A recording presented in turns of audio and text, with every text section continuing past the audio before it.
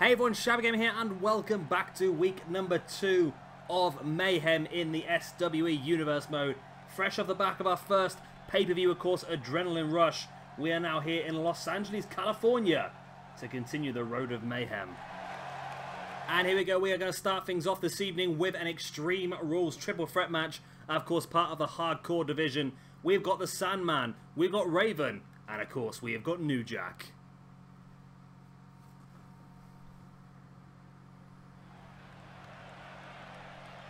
And here we go. So it's the first real look without the hardcore division, I suppose. Yeah, we saw Taz last week, we saw RVD last week, but I wouldn't necessarily say they're part of the hardcore division. They're more, well, they can sort of float in and out, can't they? But this is the real match where I think this is all about the hardcores. New Jack making his way to the ring first. Incredible New Jack core, I must say. Very, very good New Jack core. And this is really good because one of these three guys is going to get themselves 10 points in the rankings as well, which is definitely going to bolster them up quite high, actually. Of course, we have already had a couple of dark matches here this evening. We had a Fatal 4 match between Jackie, Naomi, Alundra Blaze, and Cherry Bomb. And Cherry Bomb came out on top of that one, so she has got herself 20 points. Obviously, it's half because it was a dark match. She's got herself 10 points in the Mayhem Women's Rankings, which is going to put her... Does that put her top? That puts her top only below Asuka, doesn't it? Wow. Okay, interesting. Interesting indeed. I think PJ already has his women's match for the pay-per-view penciled in, but he may have to have a look at it when certain ranking scores come up like that. And also, we had the Freebirds versus Los Matadors, and of course, the Freebirds picked up the victory. It was Hayes and Roberts in that match, and Garvin was at ringside. So that'll help them in the tag team rankings as well. But of course, it's this first sort of month or so, the rankings are going to get a little bit haywire. And it's all down to luck, it's down to situation, what match you're in at what time, to see what stats you get. So I think as time goes on, it will start to level out a bit better. Oh, this is a cool entrance. Is that one of the Shield entrances? It looks like that's a pretty cool entrance. I've seen this one before. I've seen like the come through and hop over the barrier, but the full entrance walking down the steps from the crowd is pretty cool, actually. I like this. And there he is, hopping the barricade. Quote the Raven, nevermore. I like Raven, you know. He's a bit of a weird one, don't get me wrong, but I do like him. He's got that sort of sick, twisted persona about him that suits the Mayhem Hardcore division so well. Of course, current Mayhem champion, Mayhem Hardcore champion, should I say, is Bam Bam Bigelow. And it'll be interesting to see who Bam Bam will end up going up against at our pay-per-view. But of course, remember, the 24/7 rule is in place for the Hardcore Championship, so there's no reason why someone couldn't just attack Bam Bam backstage and take the belt away from him. That is something that could possibly happen, and something completely out of mine and PJ Toby's hands. This Raven core and Raven entrance is actually really, really damn good. I think all three of the guys in this Hardcore division are really, really good. Now, The one thing I've looked at, especially when we did this universe mode, is I've gone for more people that are a very good cause rather than... There is a few people missing, like Sanity, for example. Sanity's missing, which a lot of people would have been maybe expecting Sanity. But unfortunately, we can't get any decent cause for them, so I had to leave them out. And that's the same with quite a few others. And there's quite a few in here that I wouldn't normally have in a universe mode, because of how good the cause are. You have to bring them in. And once again, looks like Sandman, as did Raven, entering through the crowd.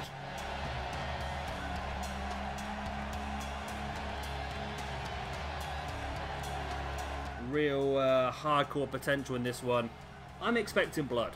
Let's just say that. I'm expecting blood. I'm expecting some weaponry. These three guys, very well known for their sick, sadistic ways.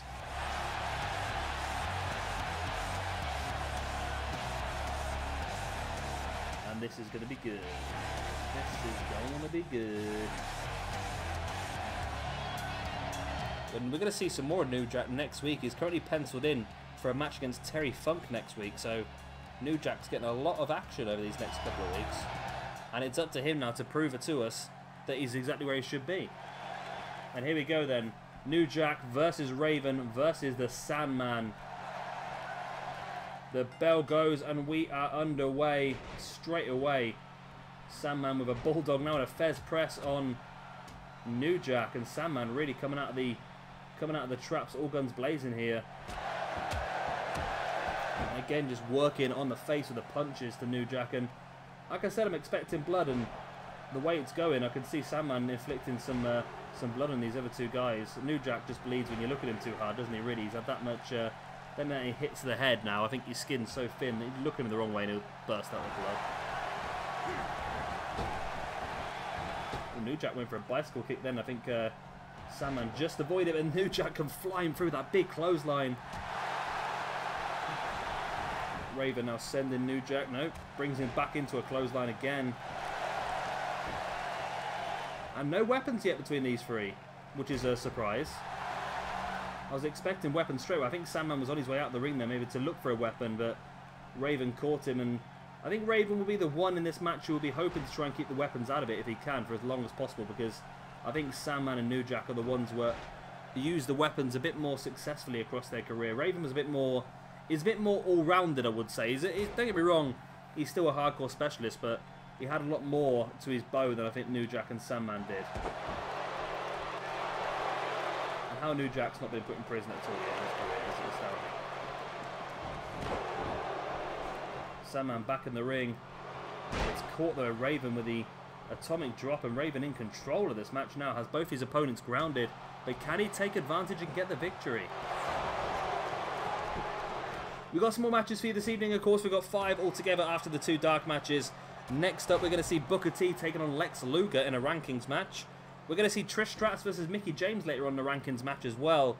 We got Dynasty taking on Mustache Mountain, of course, who were victorious last week against the Sumerian Death Squad. And then our main event this evening is going to be the Icon Sting versus the Ultimate Warrior in a Battle of the Blade Runners, of course. Former tag team back in the late 80s. I can't remember what they're called, but I'm pretty sure PJ Toby could tell you. Raven now sending New Jack into the corner, spins him round. Again, just a big clothesline. Now Raven comes flying out, and a bulldog as well. Raven really taking control this one. And then Sandman catching with a bulldog of his own. Oh, here we go. Sandman now drop into the outside. Sandman notorious for his use of a kendo stick across his career. But he's got himself a steel chair here this evening.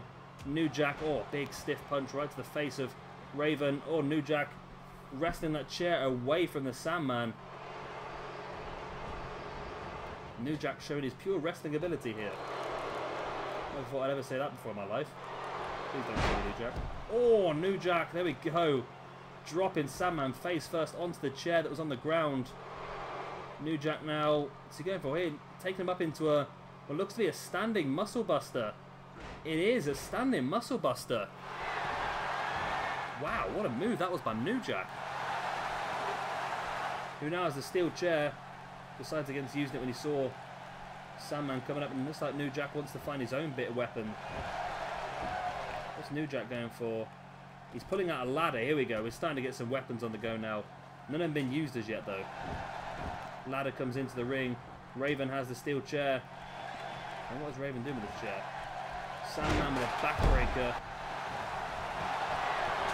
And the ladder drops to the outside. Raven looking for the DDT, which is known as the DDT.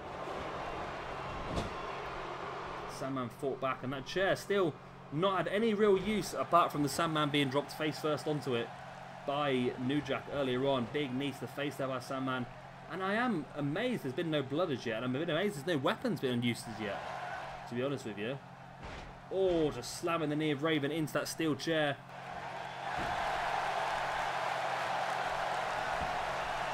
What is Sandman going for now? Raven's laying on that chair. Oh, and Sandman was going for something, but New Jack comes sprinting up behind him and took him out. New Jack is really... Sandman's really selling that, whatever it was. I have no idea what's going on. I think Sandman may be glitched here. Let's just add it to the Glitchomania pile. Glitchomania. Glitchomania. We're basically waiting for Raven to get back up to his feet at some point. Because, yeah, this is not working, is it? Come on, Raven. You can do this, Raven. Is this game... It's broken, isn't it? It's completely broken. Come on, Raven. You're independent to this animation. You should be able to survive. Come on, Raven. Rave on. 6.5 hours later. Sandman now just staring down at his two opponents now lining up New Jack. But Raven catches Sandman, sending him straight into the turnbuckle. Fighting back, but Sandman and Raven just clubbing the pair of each other now. And New Jack's just completely gone off and decided to taunt the crowd instead. Please not another Frankensteiner. Thank you very much, New Jack. I do like a good Frankensteiner, but we've seen like 8 already. Well, I've seen 8 already. New Jack now taking Sandman up into an aeroplane spin.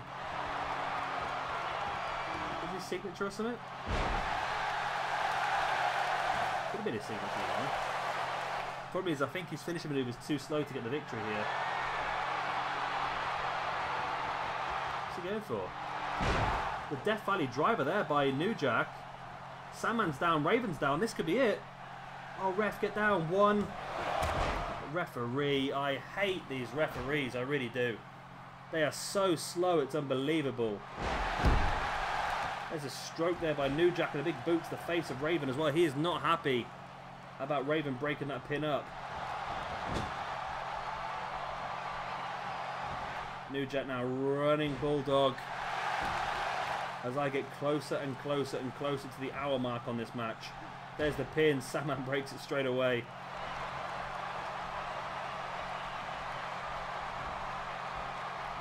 New Jack now power slam on the Sandman. There's the pin. Raven's down once again. Is this going to be enough? 1, 2. Oh my god, it's enough. New Jack's got the win.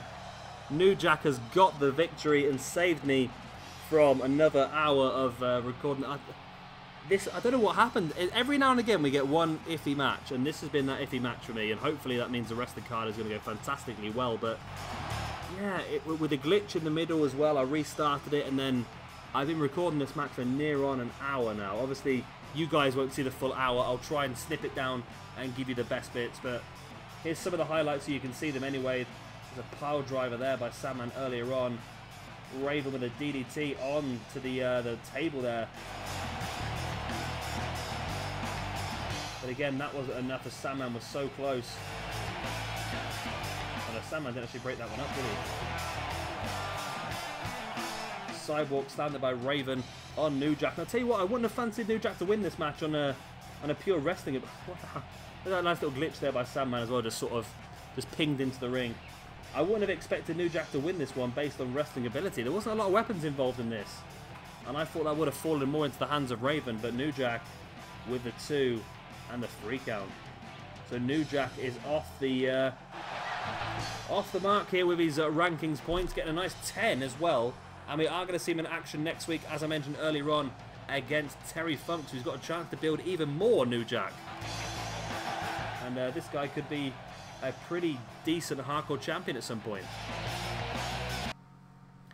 And here is our second match of the evening. It is going to be Booker T taking on Lex Luger.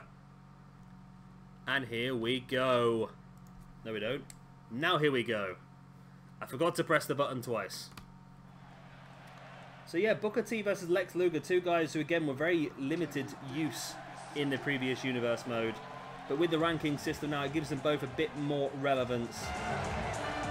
And who knows, a victory here could really push one of these two guys further forward. Of course, Booker T, I said he wasn't used very much in the previous universe mode. Of course, he did actually win the television championship on Mayhem very, very early on. PJW decided to draft him back onto Mayhem as well.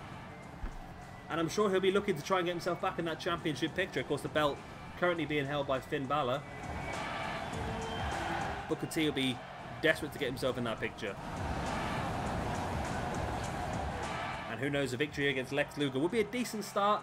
He'd only get 5 rankings points for it, which is, what's that, half of what New Jack just got in the last match. But again, New Jack had to fight against 2 people, whereas Booker T's only got to get past 1 man. And that 1 man, Lex Luger, is going to be desperate enough to get the victory himself. I don't think Lex Luger was used at all. I don't think he was. He wasn't even drafted in the previous universe mode. This is the first chance we're going to get to see Lex Luger in SWE.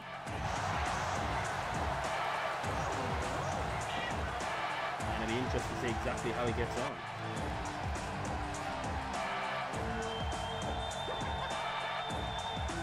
Against, of course, like I said, the former television champion in Booker T. Booker T. And here comes Lex.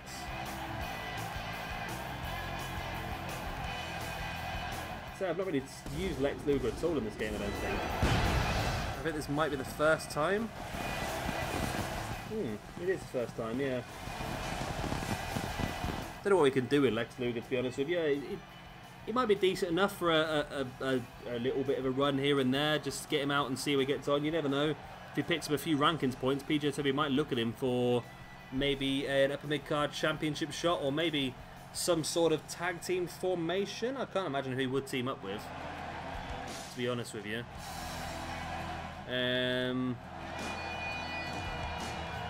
The only people I can think of that Lex would possibly join up with is maybe Elgin and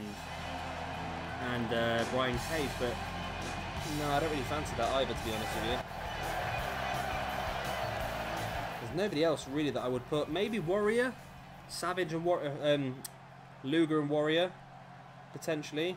Oh wow!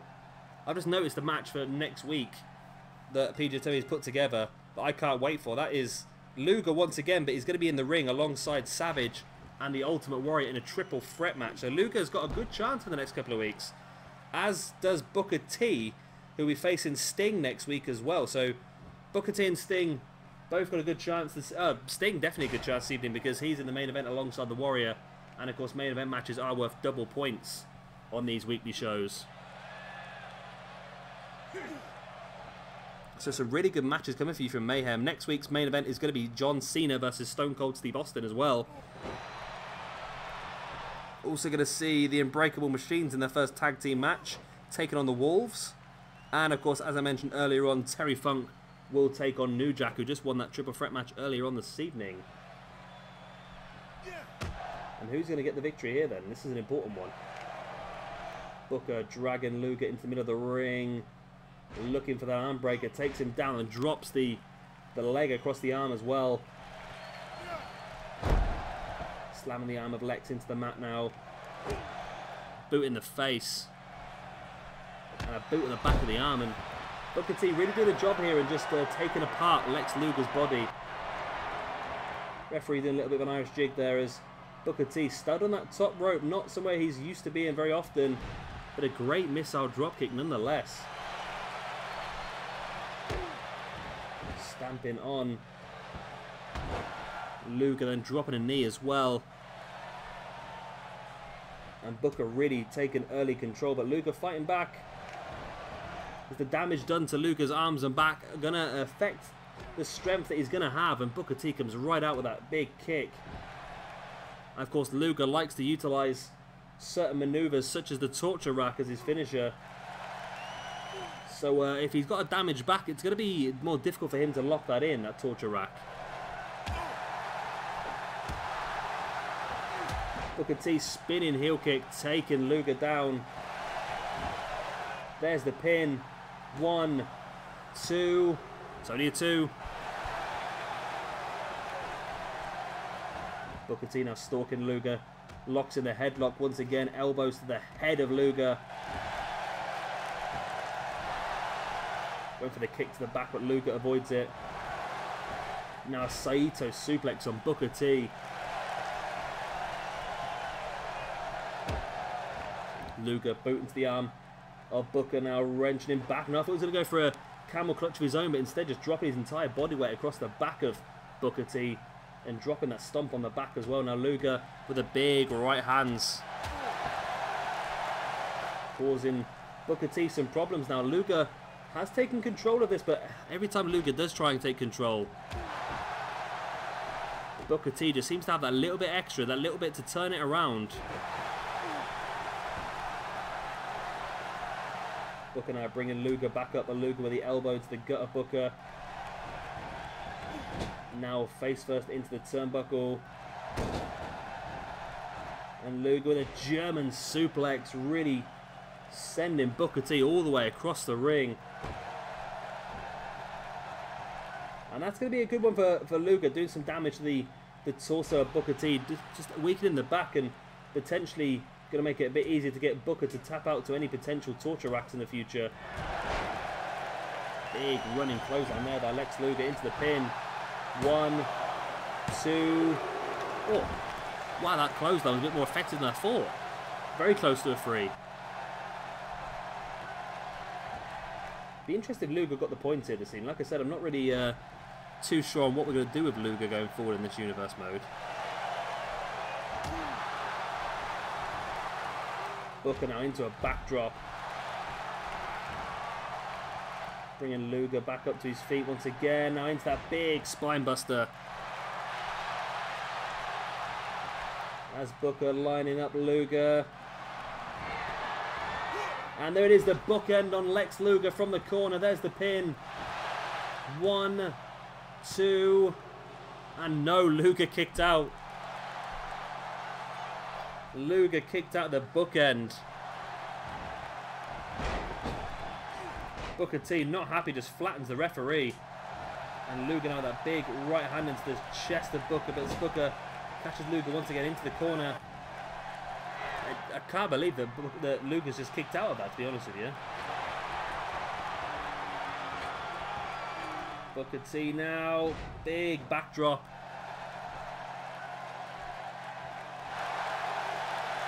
Are we going to see it? Are we going to see it? Ah, I thought we were going to see a spinneroonie, but evidently not. Maybe if Booker picks at the win, we'll see a spinneroonie. Booker dropping the elbow straight across the face of Luger, who's now back up to his feet, but Booker T with the sidewalk slam. Now Booker heading up to the top rope. What is he looking for here? We've already seen a missile dropkick from him. What else does he have in the locker? When did Booker T get a moonsault? Oh, and it's still not enough to keep Lex Luger down. Booker T just pulled a moonsault out of his arsenal and it wasn't enough to keep Lex Luger down. Drop kick to the back there by Booker on Luger, and once again Booker now backing away to the corner, actually looking for a bit of a taunt. Maybe not the wisest idea. Needs to go for something a bit more effective. Maybe a kick, or what's it called? Scissor kick, or another bookend. Is going to see Booker now. Oh, I remember that. Yeah, the flipping leg drop. He's only got to hit a flipping leg drop, hasn't he? But Luger's back up, and I can't believe this. This is going to be a very long episode at this rate, isn't it? A very long episode. Nobody seems to want to. We've still got a tag team match to do, and they take ages. Oh, Luger, big knee to the face of Booker T. Stamping on the face of Booker as well. And a big elbow to the back of the head. Luger now wrenching back at the chin of Booker T in that camel clutch submission. Luger's a big man, able to put a lot of pressure on the back of Booker T. This could potentially be a submission that... Nope. I was going to say that could win the match, but Booker T manages to slide his way free. Booker now just staring down the grounded Luger, but just gave Luger a bit too much time and he got back up to his feet, but Booker now fighting back with the elbows. And Luger, we've not seen him go for anything big yet. I've not seen him go for a torture rack or a power slam or anything like that yet. Booker, big right hand. And a spinning heel kick as well, out of nowhere. But not going for a pin. Just, why have you not gone for something a bit more effective than that, Booker? Come on. Come on, there's more to you than a twisty head thing. And it's going to backfire on Booker now. He made the wrong decision, I think. Oh no, but does get control of Luger once again.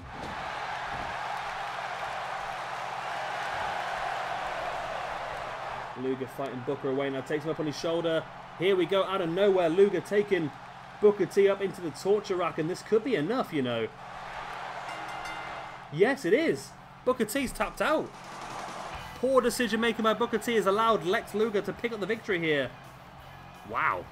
Big win there for Lex Luger, and Booker T is going to drop down to be joint bottom of the rankings now, Booker T, on 95 points.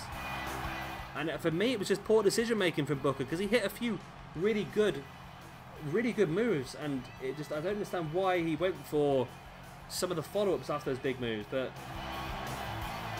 there's a big spine buster, which was followed up by a bookend, but there was a moonsault as well, which again was not enough for the 3 count. So Luger really does show a lot of his resilience as well, and there we go, in the torture rack.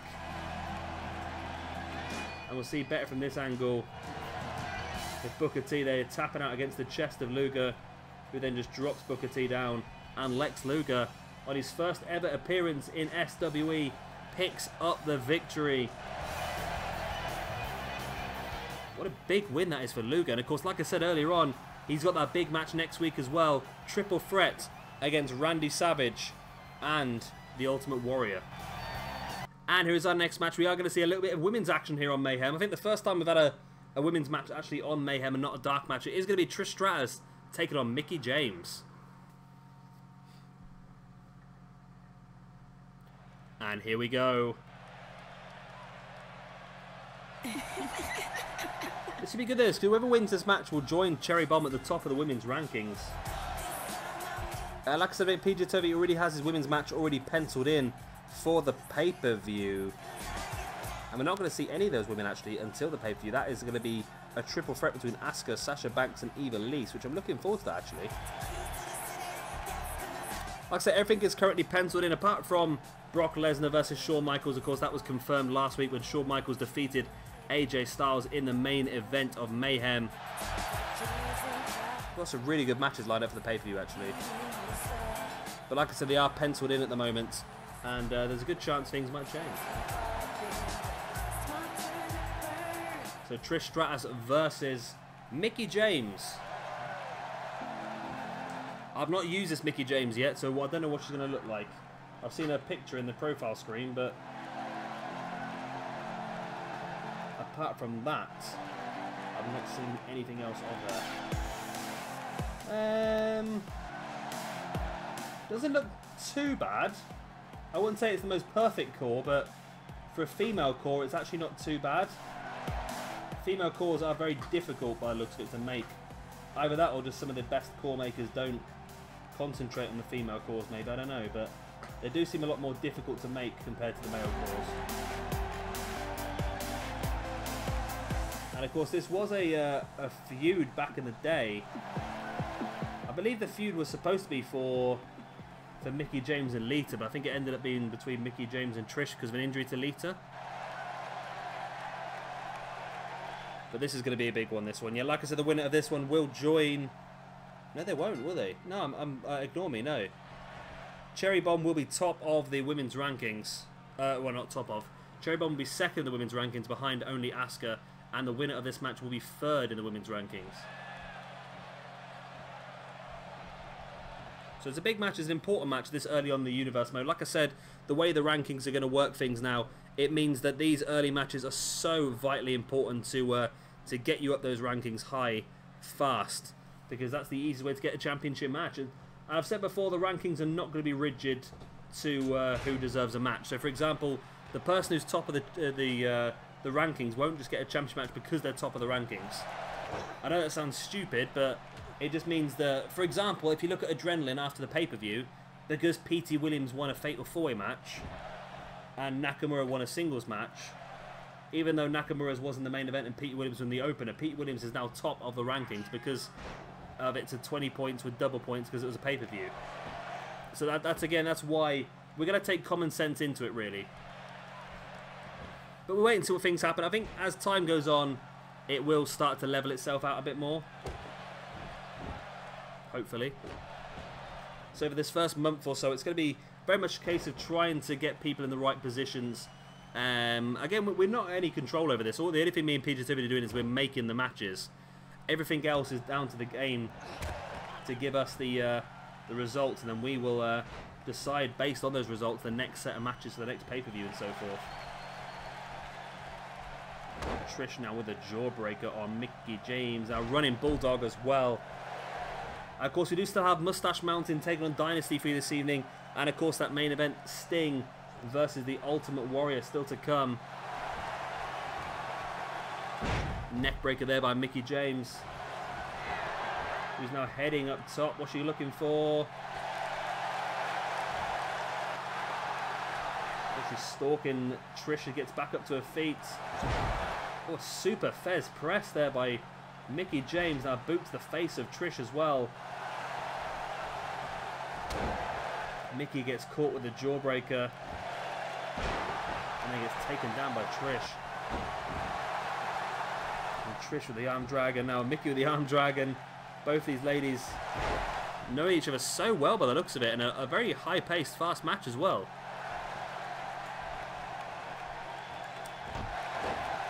Big boot to the gut there by Trish. Stamping on the arm as well.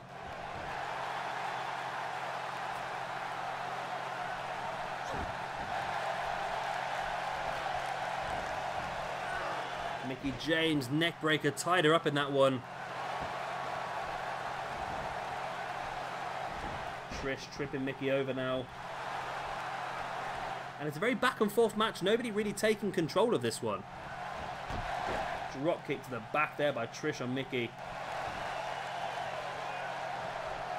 Bringing Mickie back up to her feet. Right into the corner she goes. And now a DDT on, oh my god, just spiked Trish. Her feet almost over the top rope at one point. Mickie now up to the middle rope. Again, just willing Trish back up to her feet. Drop kick right into the nose. Right into the nose. Mickie now drop kick to the face again of Trish Stratus, and Trish taking a hell of a beating to the face. Two. Only a two. She can't believe her luck here. She's convinced that Trish should have stayed down by now. Trish taking some big right hands to the face. Now Mickie James line her up. And there she goes, the big DDT. 1, 2, and no. We've not seen anybody win a match for the first finish here this evening at all, have we?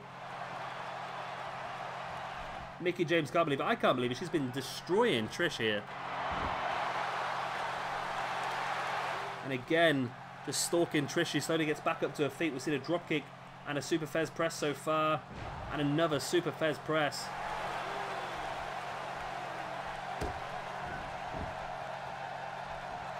Mickie James now big right hand to the face of Trish and slammed the face first into the mat as well.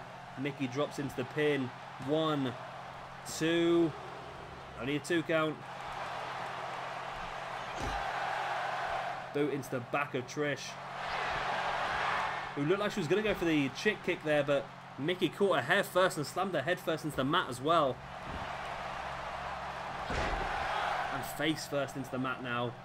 And Mickie really in control of this one. Trish, I think, was, like I said, going for that chick kick only a few seconds ago, but Mickie saw it coming and caught her.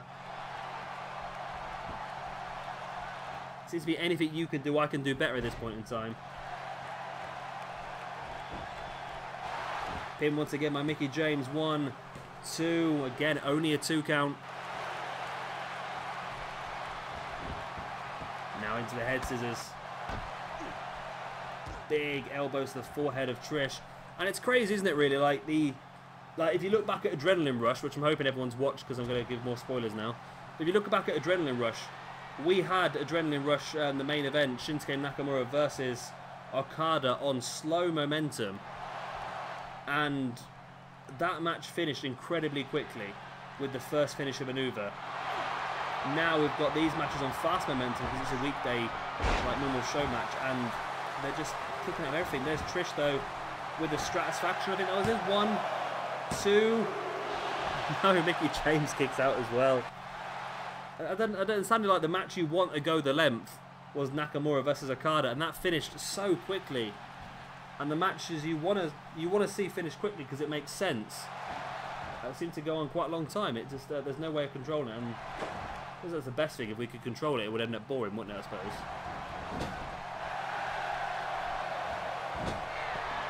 Mickie James now. Hurricanrana out of the corner, sending Trish across the ring. Into the pin she goes. 1, 2, 3. That's it. Wow. Mickie James does pick up the victory.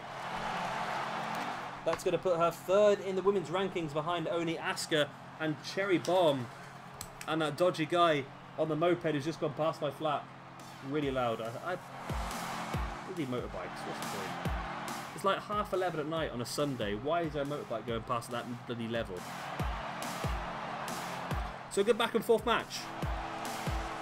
Very good back and forth match here. And eventually it was Mickie James who came out on top after kicking out of this Stratus faction, the springboard bulldog, shall I say, which was not enough to keep Mickie down.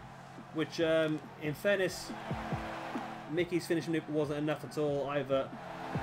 But that there, the Hurricanrana out of the corner using the ropes for leverage, was enough to keep the Women's Hall of Famer Trish Stratus down. Mickie James very happy, as you can see. Now let me know in the comment section below, what do you think of this Mickie James core? Do you think it's do you think it's okay? It's the best one I could find. Her face looks a bit flat, doesn't it? But apart from that, it's the best one I could find. And here we go. Our next match of the evening is going to be Dynasty. Trevor Lee and Andrew Everett taking on Mustache Mountain, Tyler Bate and Trent 7. And here we go. Of course, Mustache Mountain picked up a victory last week against the Sumerian Death Squad, which, in my opinion, and PJ Tovies as well, has made them very strong contenders for the #1 contendership here. So who knows, Dynasty could really throw a spanner in the works as well. A very effective team in the last Universe match, actually, Dynasty. Really pulled off some unexpected results here and there.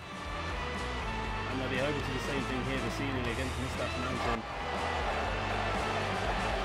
Of course, Dynasty is the team of Andrew Everett on the right there and Trevor Lee on the left. Apparently WWE are interested in the pair of these as well at this point in time. But they are both contracted with TNA at the moment.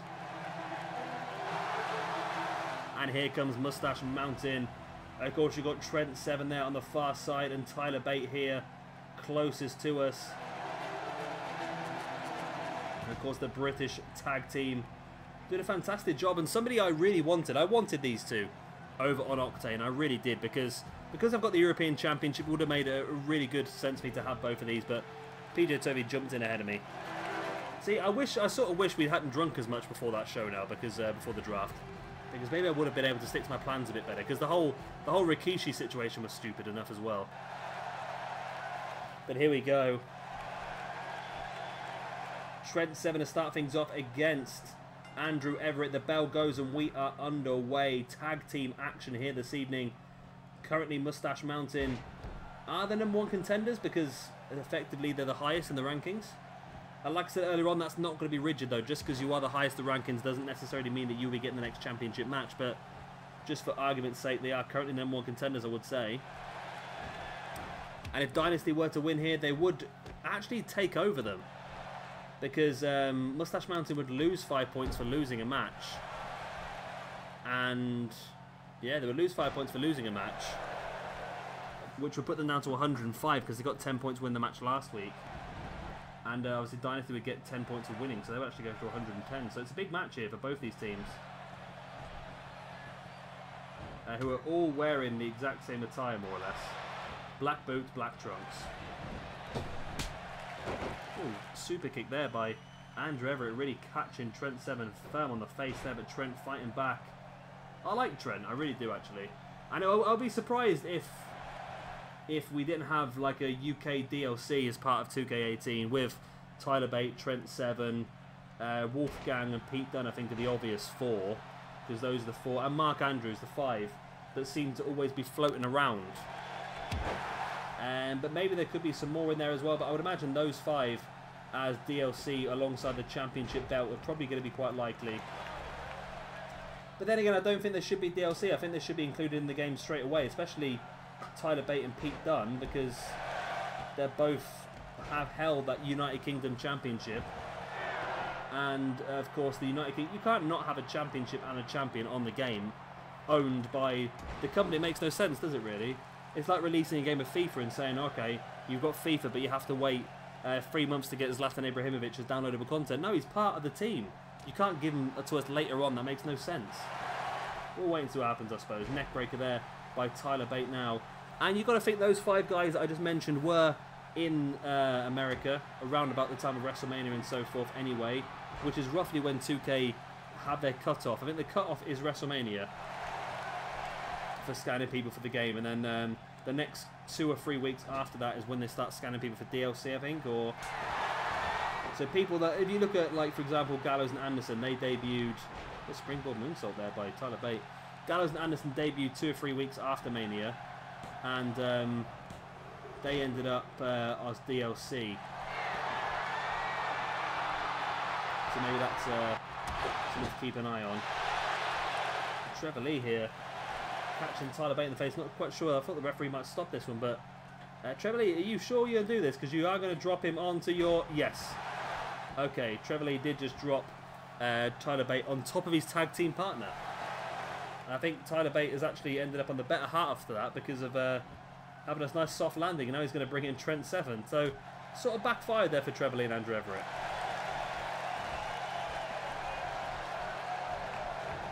Trent 7 now sending Andrew Everett into the corner. Up onto the turnbuckle. And what is Trent looking for now? Are we going to see potentially another superplex? It looks like we are. And there it is, big superplex. Everett being brought back up to his feet, but there's the uppercut. I just sort of feel every time somebody brings somebody up to their feet like that, 9 times out of 10 it is reversed, which is so frustrating. Especially when you just hit a very high impact maneuver.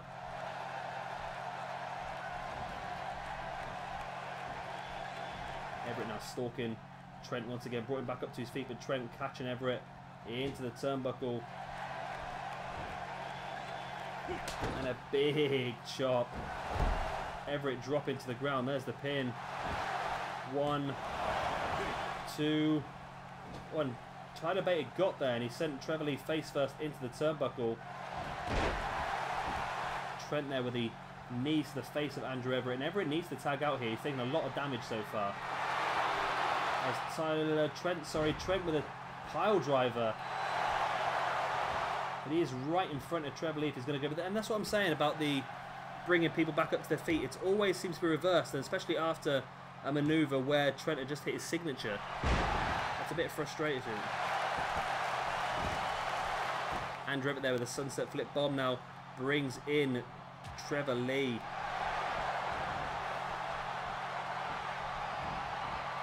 Trevor Lee now sending Trent into the corner, taking him up onto the top. Oh, cheeky mover there by Andrew Everett, just kicked to the back of Trent. And now Trevor Lee up on the middle rope, and you can see these two guys so well used to working together all of season 1. Came so close to holding the belt. I think it was meant to be the Mayhem Championship, I think. They did have a really good run of form, defeating DIY, who of course now the Adrenaline Tag Team Champions on the way. Northern Light suplex there by Trent though, reversing Trevor Lee. Well, now Trent lining Trevor Lee up. Are we going to see a potential second? We do. There's the pile driver. Boom. And there's the pin now. 1, 2. Oh my God, that was close. God, that was close. Mustache Mountain almost picking up the victory. Tyler Bate now back in the ring. Going for a pin once again. 1, 2. It wasn't enough the first time. I can't imagine it being enough this time. Big knee to the back there by Bate on Trevor Lee. 1 week later. Rolling Tyler Bate over. 1, 2, and only a 2 count. My God. Oh, these people are they're trying to finish me off, these people. They really are trying to finish me off. Trevor Lee now crossbody taking Tyler Bate down. Went for the stamp and Tyler Bate avoided it. Now Trevor Lee with a scoop slam, bringing Andrew Everett into the operation. Is Everett going to go? I thought Everett was going to go up top then, but he decided to jump off the apron. Everett does come back into the ring. Not quite sure what is going through Everett's head now. Now he's going up top.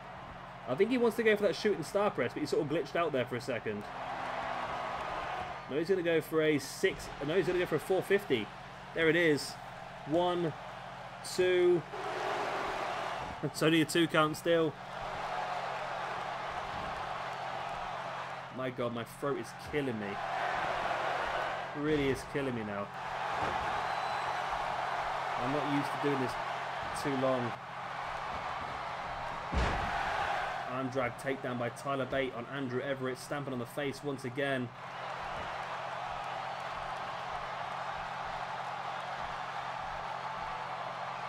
Tyler Bate, knee strike to the side of the head.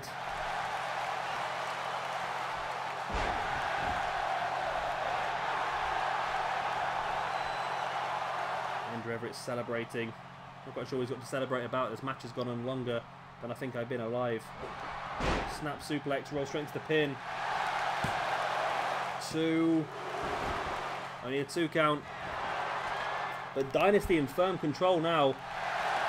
Oh, but Tyler Bate just caught Andrew Everett off the top rope into an end of days. There's the pin. 1, 2, and 3. My God. Wow. It wasn't the best of matches, which is probably why I've cut a massive chunk out the middle for you guys, because that was about 40 minutes long. But that ending, what an ending that was by Tyler Bate. As we see just a few of the highlights, split-legged moonsault there early on by Tyler Bate. Then there was a pile driver there by Trent as well. Oh, not quite enough. A second pile drive by Trent right middle of the ring. This one was a bit, I don't know, I thought this was going to be it, to be honest with you. But Trevor Lee had just about enough left in the locker to kick out. German suplex. Bridge for the pin there by Tyler Bate as well. But again, wasn't. I think this is the one that I just look.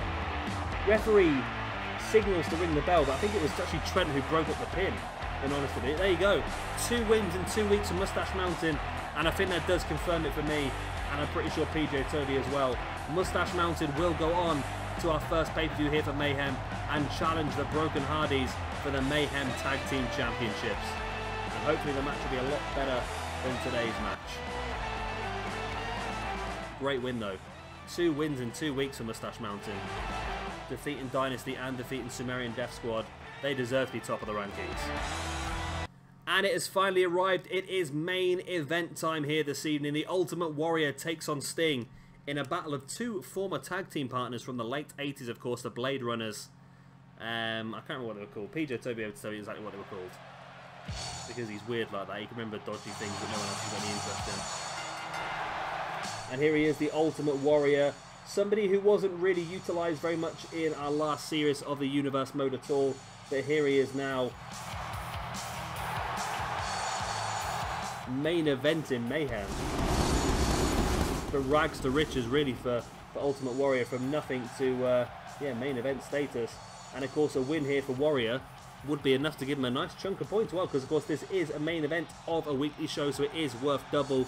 So the winner of this match will get 10 and the loser will get -5. Of course, both these guys will also be in action next week. As I mentioned earlier on, Sting has got a match against Booker T, and Warrior is involved in a triple threat match along with Savage and Lex Luger. There he is, the icon, Sting. A man who, in my opinion, wasted a good few years of his career in TNA. He might beg to differ, he might say he enjoyed it, but just thinking how much he probably would have preferred to be in the WWE at this point in time. He is a man of the Hall of Fame now, but I think for me it should have been more. He got 1 or 2 matches. It's a shame that he got injured when he did. Of course, he said that it was his own fault and not Seth Rollins', but I don't know enough about the manoeuvre in question to really cast judgment on that. But it's a little bit of a shame that it was wasted, and obviously now himself and The Undertaker both technically retired, I suppose, if you look at it that way. There's Sting has said he's retired. Undertaker's not really said anything, but he left his coat and gloves in the middle of the ring and his hat, didn't he? So it sort of signals to me that he may have retired, but it's tricky to say, isn't it, at this point in time? But it means we never will get the Sting versus Undertaker match we all wanted. Instead, we got Sting versus Triple H, which is what nobody really was that interested in. But here we go then. Sting versus Warrior. The bell goes, we are underway. And Warrior straight away just launching Sting across the ring by his neck.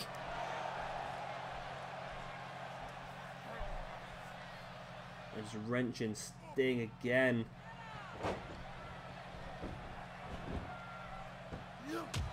Big, big right hands.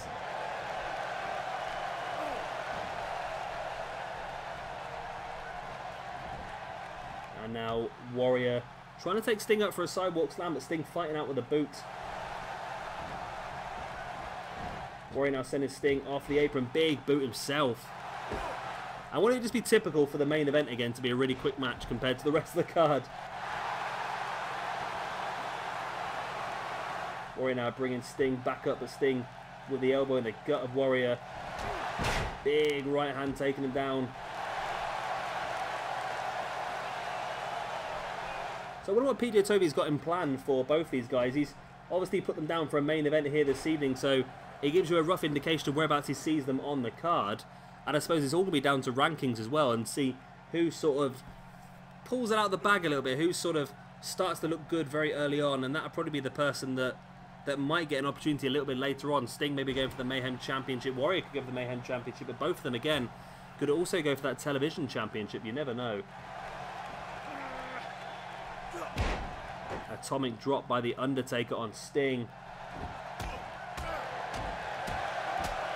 Warrior now just laying the right hands right in the face of Sting as well.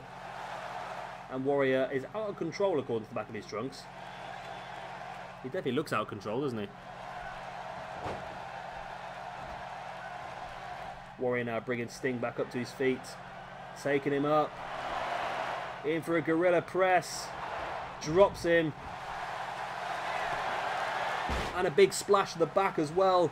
And this could be enough. Warrior the pin. 1, 2. Oh, and it's not. It's only enough for a 2 count. And like I said, would it be typical if the shortest match of the night was the main event? Wow, that's some severe punching there by Warrior to Sting. I don't think at this rate it's not be too long till Sting's busted open, you know. Sting sending Warrior over his shoulders. There's a boot to the chest as well. Warrior now sending Sting over the top.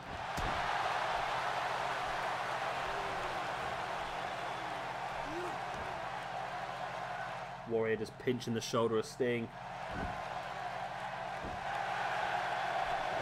Slamming him back of the head first into the mat. There's the pin. 1, 2. Only a 2 count, but Warrior is in firm control of this match now. Oh, Sting fighting back with the elbow. Now taking Warrior up into a tombstone pile driver. Boom, there it is. out of nowhere, Warrior gets caught with a tombstone piledriver. There's the pin by Sting. 1, 2. Oh, very, very close. But it was only just a 2 count, really, actually. Now Sting looking to line Warrior up. Potentially a Scorpion Death Drop or a Scorpion Death Lock in the future. It's a Scorpion Death Drop. There it is. Is that going to be enough to finish off the Ultimate Warrior? There's the pin. 1, 2. And no, again, Warrior forcefully kicking out on the brink of a 2 count. Big punt into the gut there by Sting on Warrior as well.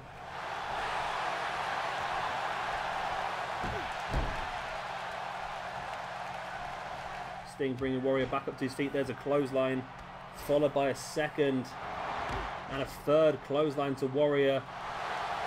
Warrior now in the corner, followed by Sting, a splash. Sting now in firm control of this match, rolling Warrior over. Now he has the legs, looking for a Scorpion Deathlock, rolls it in. There it is. Is it going to be enough? Yes, it is. Ultimate Warrior taps out and Sting is victorious here in the main event of Mayhem. And this for me was perhaps my favourite match of the night, which is good. The main event should be the best match of the night, shouldn't it really? And Sting is going to be the man getting the 10 points here for this victory. And again, Sting can add to that next week in his match against Booker T as well. Of course, Booker T was on the losing side here this evening, so he'll be desperate for the 5 points next week. As will Sting, because Sting will know that those 5 points will put him even higher up the rankings. It was the Tombstone Piledriver earlier on. And there was quite a few manoeuvres put together by Sting that I thought was really going to finish this one.